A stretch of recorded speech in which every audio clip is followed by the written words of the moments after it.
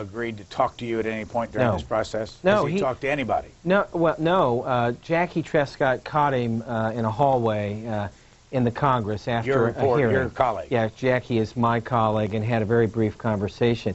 I've tried to speak with Larry Small, but going back to the zoo, I wanted to interview him about why he overrode the search committee for the National Zoo Director, and he selected personally Lucy Spellman.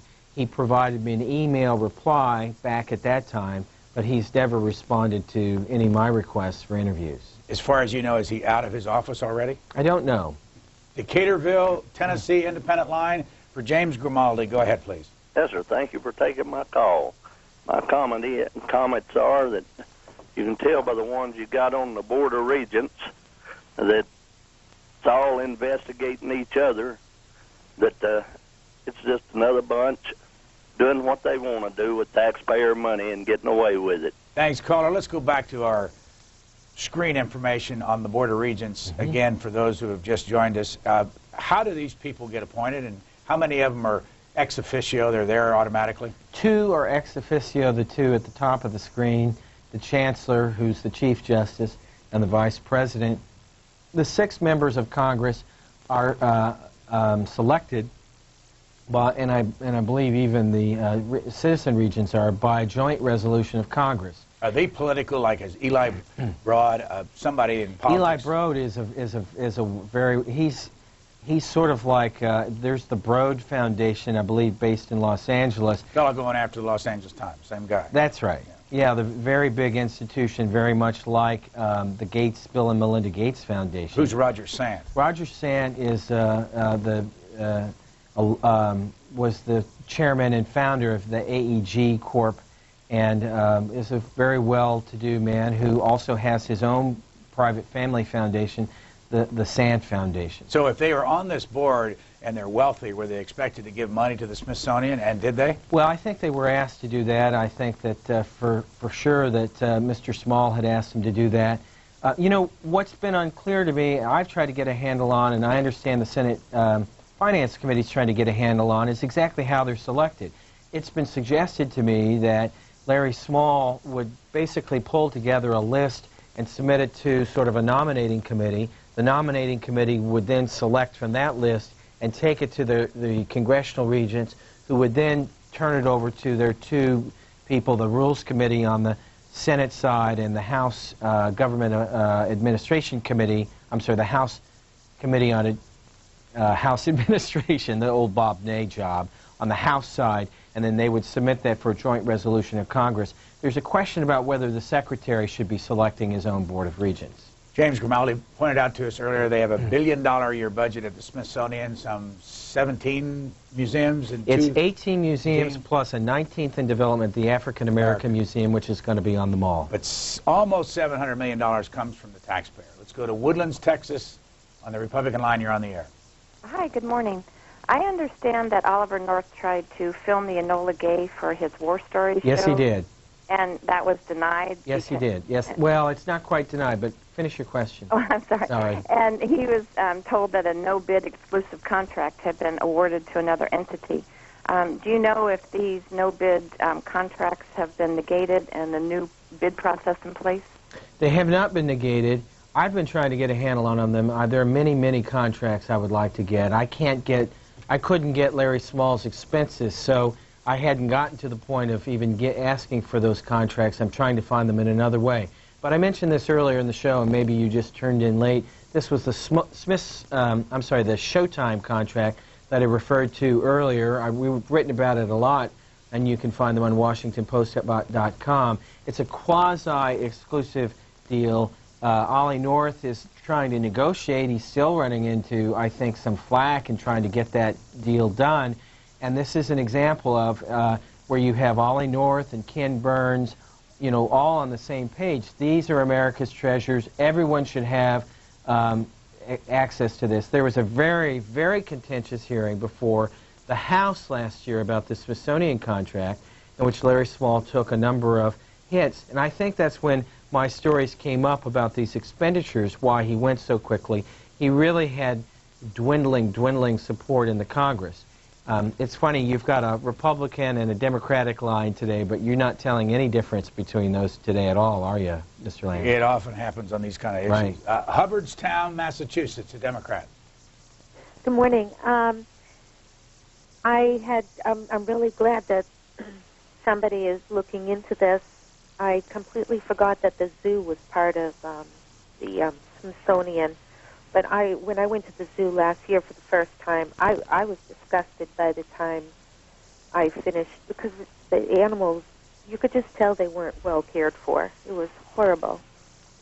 Well, I would say there's some really, really good people who are involved with the care and uptake of the animals, and I think they are trying to make some effort at fundraising at the National Zoo. They're building the new Asia Trail that's up on Connecticut Avenue as you enter it, and that should be open pretty soon.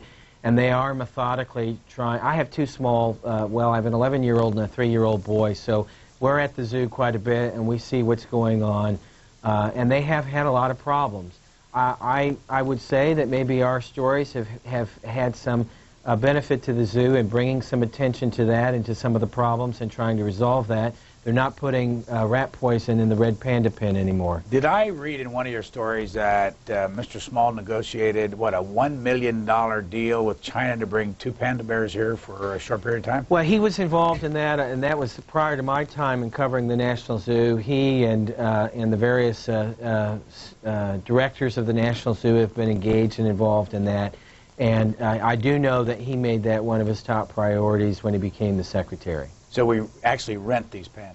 These pandas belong to the Chinese government, and they're visiting. Florence, South Carolina, Republican line. Good morning. Good morning. My question is, and this may sound crazy, but I tuned in late to your show. This Mr. Smalls, what exactly did he do? Well, you mean what was his job, or what is your question? Oh, I mean, why is he in the news? You want to hear why he's in the news? What did he do wrong? Is that what you're asking? Yeah, that's it. Right. That's it. Well, we'll go back to our first story, February 25th, 2007. Larry Small accumulated nearly $90,000 in unauthorized expenses from 2000 to 2005, including charges for chartered jet travel, his wife's trip to Cambodia, hotel rooms, luxury car service, catered staff meals, and expensive gifts, according to confidential findings by the Smithsonian Inspector General. And the IG said many of these transactions were not properly documented or were not in accordance with Smithsonian policies. Let me ask you a question about an Inspector General. Who does the Inspector General work for? Well, in this case, that was a problem, according to Senator Grassley. When this investigation began, the Inspector General reported to Lawrence M. Small. And I can tell you, I'm looking into, have looked into the IG for many years. Going back to the National Zoo, there were several IG investigations at the National Zoo that were not public, that we got a hold of after the fact, including the deaths of 2 zebras that starved to death at the National Zoo. For the longest time, and for most of the history, the IG reported to Larry Small. And after some stories that we had done, Senator Grassley wrote a letter to the Board of Regents, said this must change.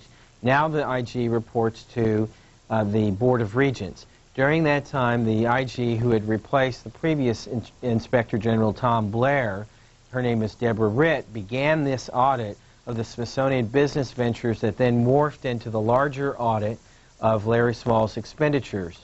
And you may have read, we wrote a story in which Deborah Ritt, who is now a deputy IG over at the Small Business Administration, told me that Larry Small called her up and told her to call off that Inspector General's report and to move on to other matters. Let me ask you this, though. Senator Grassley's the one that's been out front and really been pounding away at this story. Why didn't Thad Cochran, Christopher Dodd, Patrick Leahy, Xavier Becerra, Sam Johnson, or Doris Matsui, who are all members of Congress, ask the same kind of questions, and they're on the board? Well, that's a good question. Some of those members are relatively new because they circulate on and off For example, Bill Frist was on there, and Bill Frist might be a good example of that. There's a question about why Bill Frist, who became the Senate Majority Leader, didn't. Well, you know, how do I put this? One of the expenditures, maybe I'll just describe it, one of the expenditures involved a charter jet flight that Larry Small took from Texas to Washington. On that jet plane was Senator Bill Frist, who was brought back by Larry Small to meet for a Board of Regents meeting. Members of Congress are allowed to have artwork from the Smithsonian in their offices. There's a question about whether members of Congress ought to be on this Board of Regents. Johnstown, Pennsylvania, independent line for James Grimaldi of the Washington Post. We're talking about the Smithsonian. Go ahead, please. I want to commend Mr. Grimaldi for once doing some serious work down in Washington, in the press side, instead of following the he said, she said that's going on over in the politics side. You mean you didn't like my stories on Jack Abramoff?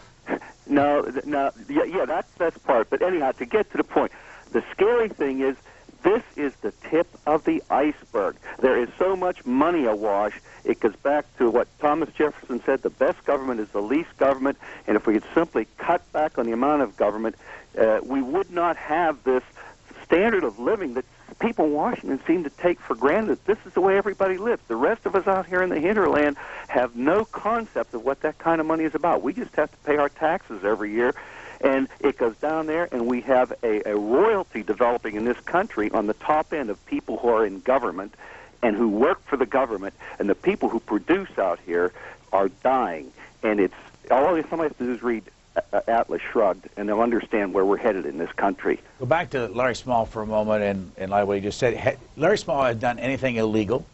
Not that I know of. Has he done anything wrong? That, in other words, is he leaving just because once this was all exposed and the board of directors had approved almost all of this, it didn't look good for anybody? Well, they approved it, and they actually went back and retroactively made okay in the future certain things that had been wrong or unauthorized in the past. And let me give you an example of that. One example was the spousal trips. After the fact, the Smithsonian Board of Regents went back and said in a memo that was written, drafted by Larry Small, and then approved by the Audit Committee and then the Board of Regents, that he could essentially take his wife wherever he wanted at his will. Well, the best practices as defined by the independent sector, which is sort of a global nonprofit group, is that spousal travel is not allowed. In fact, that the previously existing Smithsonian policy says that spousal travel is essentially not allowed and shouldn't be allowed. So when the Regents went back and redid exactly what he had done wrong and then made it okay in the future, that embarrassed the Board of Regents. I think the Board of Regents realized that maybe this memo that Larry Small had written for them to approve, which was all secret until I uncovered it, and then published in the newspaper, and then retroactively made all of what he had done wrong okay, they realized maybe we better stop and look at this again. Aren't there just a lot of people down there that just love to call you and say, do you know, Mr. Grimaldi, what's really going on here? I mean, they what, 6,000 employees? Yeah, well, but you know, they are, but they're afraid because they fire whistleblowers, and they're very alarmed about what happens at the Smithsonian in regards to instances where they blow the whistle. So I have very fearful people coming to me. I mean, they set up anonymous email boxes, and they send emails and tips to me at an email box we set up for the National Zoo, which is NZP, as in National Zoological Park, at washpost.com, NZP at washpost.com. But I have to tell you, I've been talking to many of these people for 3 and 4 years who are providing me this kind of information. Minneapolis, Minnesota, for James Grimaldi. Good morning. Hi, it sounds like we all should want a Smithsonian job. But anyways,